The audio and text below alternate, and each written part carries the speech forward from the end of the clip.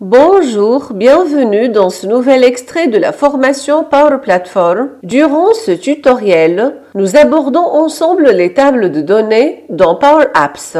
Ce contrôle affiche un jeu de données dans un format similaire à un tableau Excel incluant des en-têtes de colonnes. On l'utilise principalement pour des données qui ne sont pas censées être modifiées ou mises à jour. Dans notre cas, nous allons accéder à l'écran de détail et on va y insérer une table de données en dessous du formulaire. Cette table sera consacrée à l'affichage du détail de stock pour chaque article. Du coup, notre source de données sera la table stock. Je vais donc appeler le connecteur SQL, je choisis notre connexion démo, puis le jeu de données stock. J'ajoute par la suite les champs à afficher. Dépôt, article, quantité en stock, quantité minimale, quantité maximale. Les champs sont bien ajoutés. Par contre, on n'a pas de filtre sur l'article en cours. Nous avons ici toutes les lignes de la table stock. Pour cela, j'accède au niveau de la propriété Items et je vais ajouter une fonction filtrée. Le premier argument, c'est notre table stock. Point virgule. Puis je spécifie le test à effectuer et dans notre cas, je vais dire article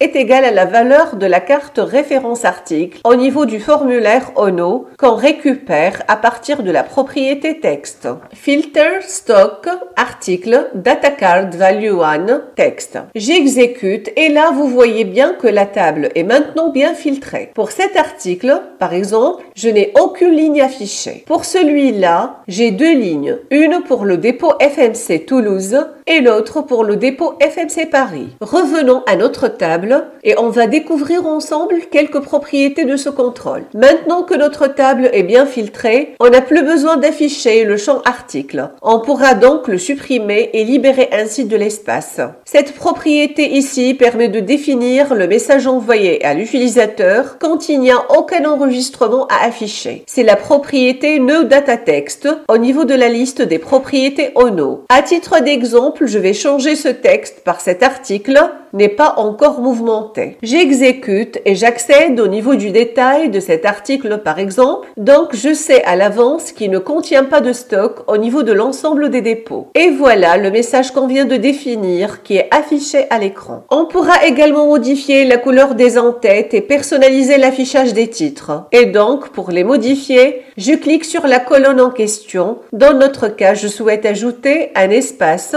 entre stock et mine. Puis j'effectue la modification au niveau de la propriété Field Display Name. De même pour Stock Max et quantité stock. Il suffit d'ajouter l'espace au niveau de cette propriété pour chacune des colonnes disponibles. J'exécute et voilà notre table de données bien personnalisée.